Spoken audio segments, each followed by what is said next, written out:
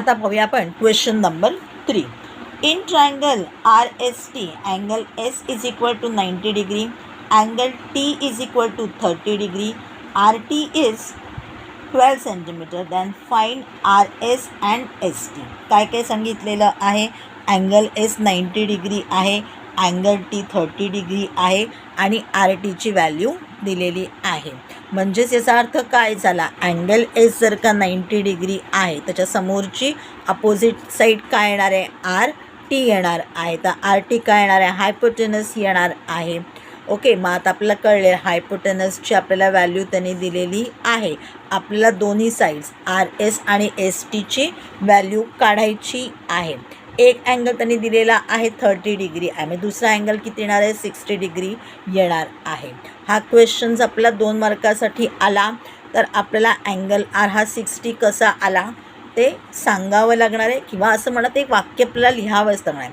त्याचा 1 मार्क आपल्याला मिळणार आहे आणि मग आर एसचा अर्धा मार्क आणि एस टीचा अर्धा मार्क असे आपल्याला मार्क मिळणार. आणि जर का तुम्हाला 3 मार्कासाठी हा क्वेश्चन आला तर तुम्हाला angle R is equal to 60चे 1 मार्क, आर एसचा 1 मार्क आणि एस टीचा 1 मार्क असा मिळू शकेल. पण हा क्वेश्चन 2 मार्कासाठी येईल तुम्हाला.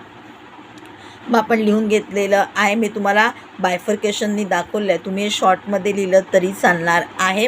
Angle R plus angle S plus angle T is equal to 180 degree, sum of all angles, therefore R is equal to 60 degree. मी तर बायफर्केशन लिहिलेलं आहे. तुम्ही लिहून ठेवा, तसं पाठ करा, तसं लक्षात ठेवा. पाठ नाही करायचं आहे, आपल्याला लक्षात ठेवायचं आहे. बायफर्केशन आपल्याला असं लिहायचं आहे. 1 मार्क मिळणार असेल तर बायफर्केशन तुम्हाला लिहावं लागेल, नाही तर तुम्ही डायरेक्ट लिहू शकता.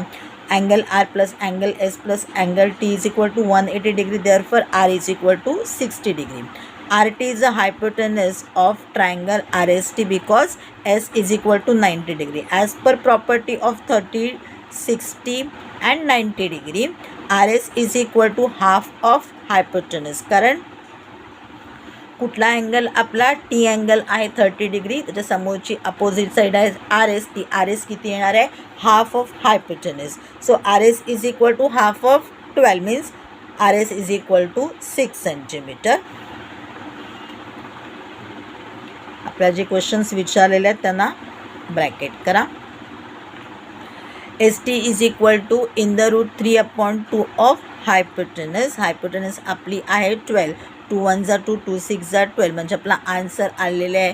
Therefore S T is equal to 6 in the root 3. आता आपण बघूया क्वेश्चन नंबर 4. क्वेश्चन नंबर 4 आहे आपला Find diagonal of a rectangle whose length is 16 cm and area is 192 square centimeter. काय दिलेली आहे? लेंथ दिलेली आहे आणि एरिया दिलेला आहे. आपल्याला ब्रेथ काढायची आहे. लेंथ आपली किती आहे? लेंथ त्याने आपल्याला सांगितलेलं आहे 16 आहे. आपल्याला ब्रेथ काढावी लागेल आणि मग आपल्याला काय काढायचं आहे? तर डायगोनल जी आहे म्हणजे पी आर आहे किंवा क्यू एस जी आहे ती आपल्याला काढायची आहे. दोन्ही सारखे असणार त्यामुळे तुम्ही कोणतेही काढा. आपल्याला लक्षात यावं म्हणून आपण नावं लिहून घेऊया. मग गिवन लिहूया किंवा इन द शॉर्ट मी तुम्हाला दाखवलेलं आहे कसं लिहायचं असतं ते तुम्ही लिहू शकता. आता बघूया rectangle P Q R S किंवा इथे पण म्हणूया parallelogram PQRS is a rectangle. PQ is equal to RS is equal to 16 centimeter. Area of rectangle PQRS is 192 square centimeter. Find PR is equal to what? Solution. Parallelogram PQRS is a rectangle. Area of a rectangle is 192 square centimeter and length is 16 centimeter. Area of rectangle PQRS is equal to length into breadth 192 into 16 into breadth 192 divided by 16. So answer is 12. 16 ones are 16, 19 मधून 16 गेले, 3 राहिले, 32, 16 2 are 32 म्हणजे answer आपल्याला आहे. Therefore 12 centimetre is equal to breadth. आता आपल्याला काय काढायचं आहे? त्याने आपला डायगोनल काढायला सांगितलेला आहे. रेक्टँगलमध्ये सगळे अँगल कसे असतात? 90 डिग्री असतात. P R is a diagonal of rectangle P Q R S. By Pythagoras theorem PR square is equal to PS square plus RS square. PS square आणि RS स्क्वेअरची जी व्हॅल्यू आहे ती पुट ऑन केलेली आहे. 12चा square आणि 16चा स्क्वेअर. 12चा स्क्वेअर 144, 16चा स्क्वेअर 256 प्लस केल्यानंतर आन्सर आलेला आहे 400. PR square is equal to 400. Square root दोनांचे काढले तर आन्सर काय आले, therefore PR is equal to 20. आणि त्याच्या पुढे आपण सेंटीमीटर लिहायला विसरायचं नाही, कारण आपल्या डायग्नोलची हे काढायला सांगितलेली आहे. सेंटीमीटर शब्द लिहिला नाही तर अर्धा मार्क कट होईल. याला आपल्याला मार्क आहेत 2, कारण आपण पहिली ब्रेथ काढणार आहोत आणि मग त्याच्यावरून आपण जो डिपेंड आहे तो PR म्हणजे डायग्नोलची लेंथ काढणार आहोत म्हणून.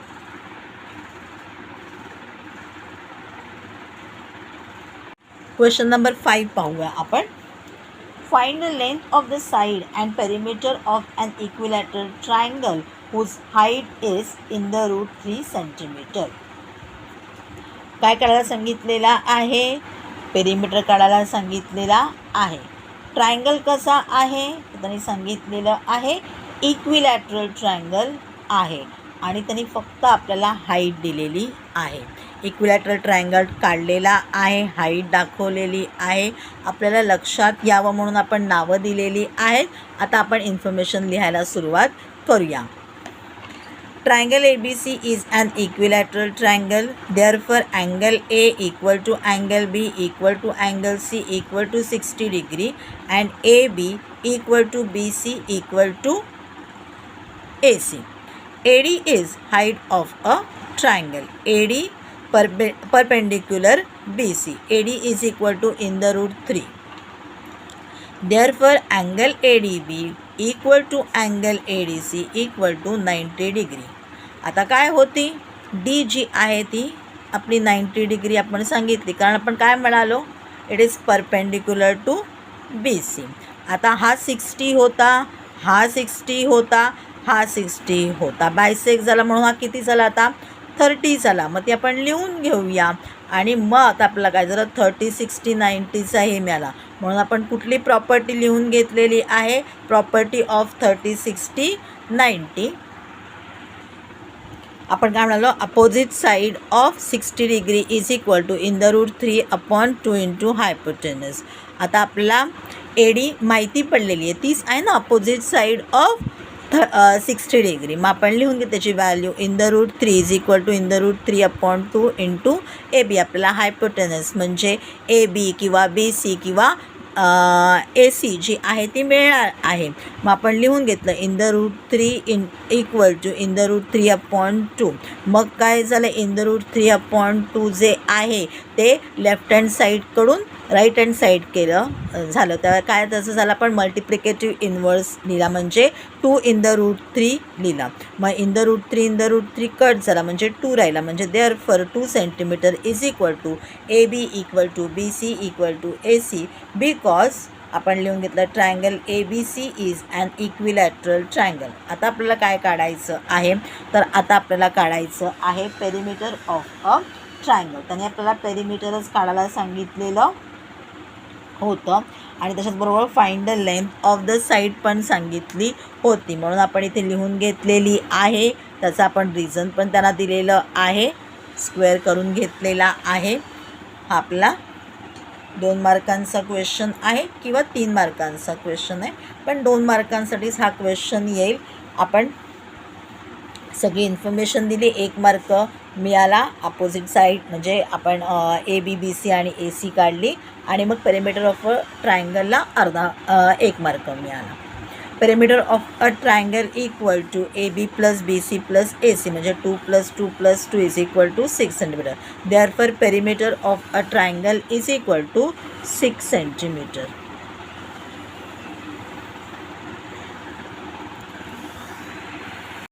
आता आपण सोडवणार आहोत क्वेश्चन नंबर 6. आपला क्वेश्चन नंबर 6 आहे, in triangle ABC segment AP is a median. If BC is equal to 18, AB square plus AC square equal to 260, find AP. AP काय आहे, मीडियन आहे. आपल्या इथे AB² प्लस AC² दिलेला आहे, म्हणजे पायथागोरसचा थेरम इथे आपण लावू शकत नाही आहोत. इथे आपल्याला कुठला फक्त थेरम लागणार आहे, अपोलिनियसचा थेरम लागणार आहे. आपल्याला काय शोधायची आहे, मीडियनची लेंथ शोधायची आहे. आपण लिहून घेऊया. In triangle ABC segment AP is a median. BC is equal to 18. AB² plus AC² is equal to 260. Find AP. Solution. In triangle ABC segment AP is a median, P is a midpoint of BC. BC is 18 units, therefore BP is equal to CP is equal to 9. By Apollonius theorem, AB² plus AC² equal to 2AP² plus 2BP². BP आपल्याला किती मिळालेला आहे, 9 लिहून घेतलेलं आहे. AB² plus AC² गिवनमध्येच दिलेलं आहे 260, भरून घेतलेलं आहे.